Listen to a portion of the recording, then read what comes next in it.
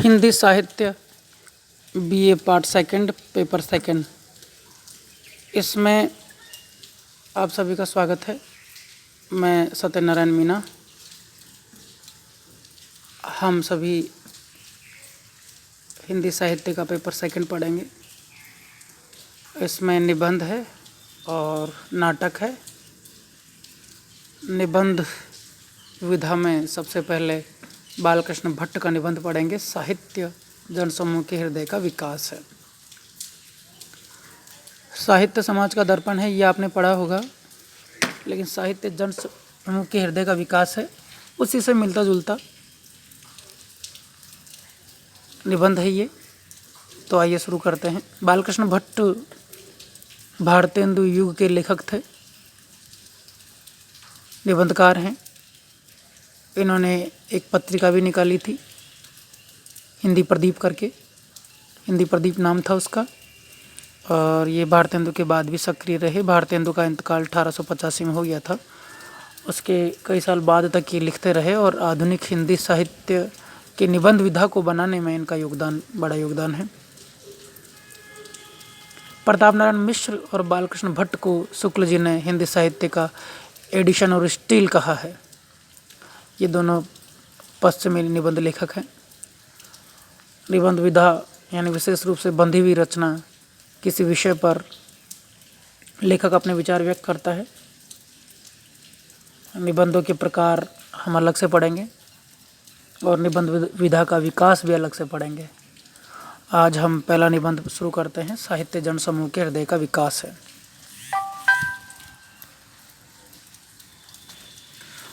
प्रत्येक देश का साहित्य उस देश के मनुष्य के हृदय का आदर्श रूप है। लेखक ने बताया है शुरू में कि प्रत्येक देश का साहित्य उस देश के मनुष्य के हृदय का आदर्श रूप होता है। जैसा उस देश का साहित्य होता है, वो साहित्य उस देश के, उस समाज के जो लोग हैं और उनके हृदय की जो भावनाएं हैं, उसका आदर्श, उसका आइडल, उसका सर्वोत्कृष्ट रूप होता है। जो जाति जिस समय जिस भाव से परिपूर्ण या परिप्लुत होती रहती है, वे सब उसके भाव उस समय के साहित्य के समालोचना से अच्छी तरह प्रकट हो सकते हैं।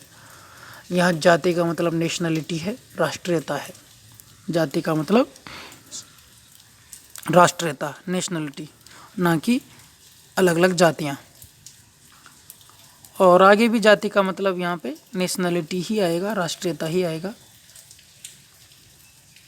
जैसे बंगाली एक जाति है, गुजराती एक जाति है, तमिल एक जाति है, एक राष्ट्रीयता है। एक सांस्कृतिक यूनिट कह सकते हैं इसको, सांस्कृतिक इकाई कह सकते हैं इसको, जाति को। हाँ, आगे देखो। यानी जिस समय जो जाति, जो नेशनलिटी जिस भाव से भरी रहती है, उसके सारे भाव उसके साहित्य में हमें दिख जाते हैं। किसी भी समय का इतिहास साहित्य उठा के देखो, उस साहित्य से हमें उस जाति के, उन लोगों के, उस समुदाय के विचारों का पता लग जाएगा, भावों का पता लग जाएगा। अब लेखक इसको अलग अलग उदाहरणों के द्वारा स्पष्ट करेगा। आइए आगे देखते हैं। मनुष्य का मन जब शोक संकुल यानी दुख से घिरा हुआ, संकुल यानी घिरा हुआ, शोक यानी दुख।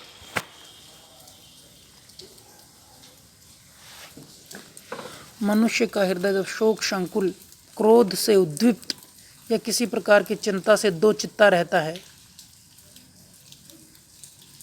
क्रोध से गुस्सा हो या कोई चिंता हो, कोई दुख हो, उसे दो चित्तापन आ जाए। दो चित्तापन यानी दोहरी मानसिकता,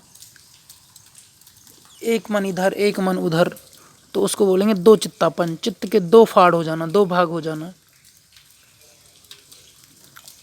उसी को बोलेंगे दो चित्तापन।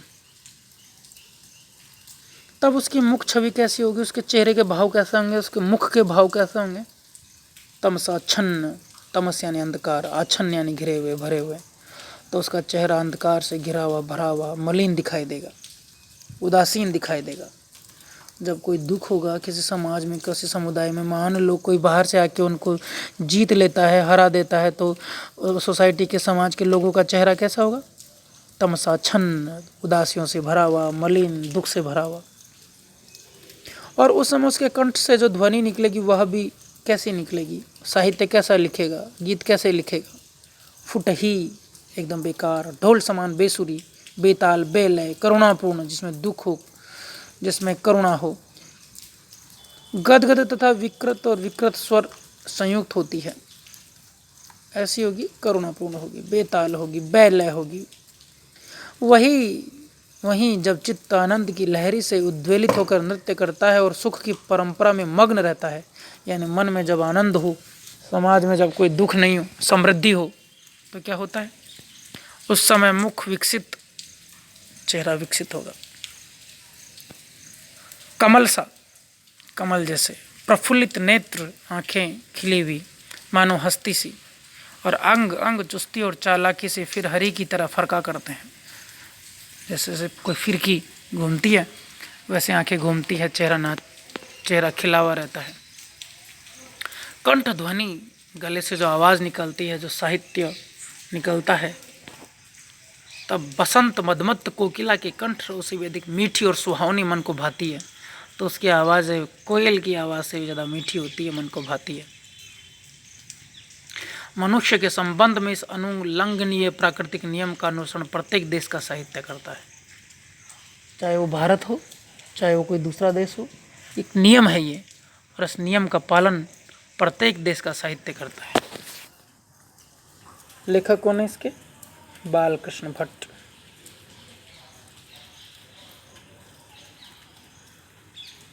हाँ, किस काल के हैं? भारतेंदु काल के।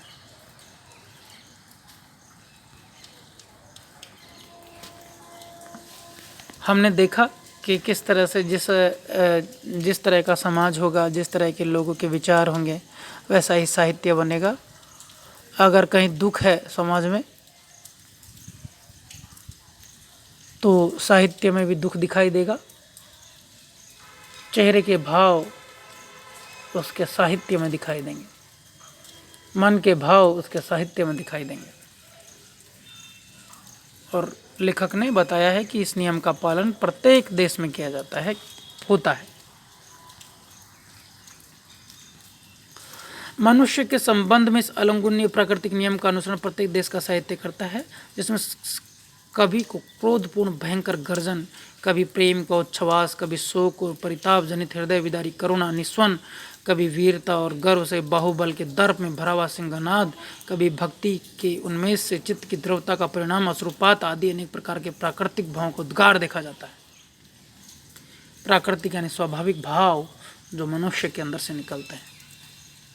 इसलिए साहित्य जन समूह के चित्त का चित्रपट कहा जाए तो संगत है, बहुत बड़ी बात है। इसीलिए साहित्य को जन समूह यानी लोगों के चित्त यानी मन का चित्रपट यानी पर्दा, जैसे सिनेमा का पर्दा होता है ना, वैसे साहित्य पर्दा होता है मनुष्य के मन का। मनुष्य के मन में क्या चल रहा है ये आपको साहित्य में दिखाई दे सकता है। एक एग्जाम्पल से इसको, एक उदाहरण से इसको हम समझ सकते हैं।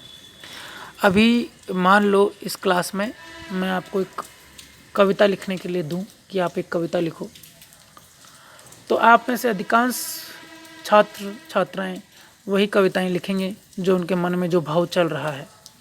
कोई प्रकृति से प्रेम करता है तो प्रकृति की कविता लिखेगा, किसी के जीवन में कोई दुख है तो वो दुख की कविता लिखेगा, किसी के जीवन में प्रेम की अधिकता है तो वो प्रेम पे कविता लिखेगा, कोई भक्ति की तरफ मुड़ा हुआ है, झुका हुआ है तो वो भक्ति पे कविता लिखेगा। तो ये भाव अंदर से बाहर निकलते हैं, यानी साहित्य में मन के भाव आ जाते हैं। साहित्य को चित्त का चित्रपट कहा है। चित्त यानी मन, चित्रपट यानी पर्दा। साहित्य मन का चित्रपट है।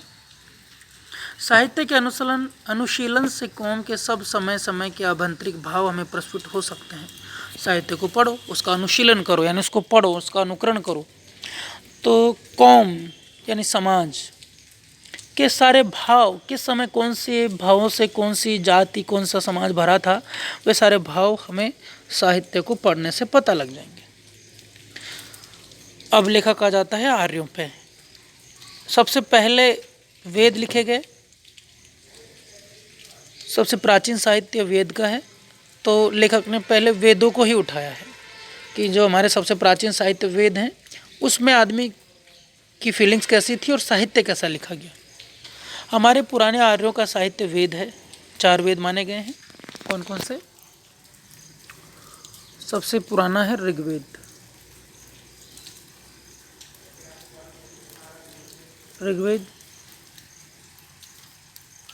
सामवेद, यजुर्वेद और अंतिम है अथर्ववेद। 4 वेद माने गए हैं। तो सबसे प्राचीन साहित्य है वेदों का।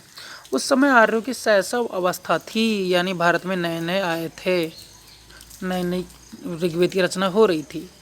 बालकों के समान जिनका भाव, भोलापन, उदार भाव, निष्कपट व्यवहार वेद के साहित्य को एक विलक्षण तथा पवित्र माधुर्य प्रदान करते हैं।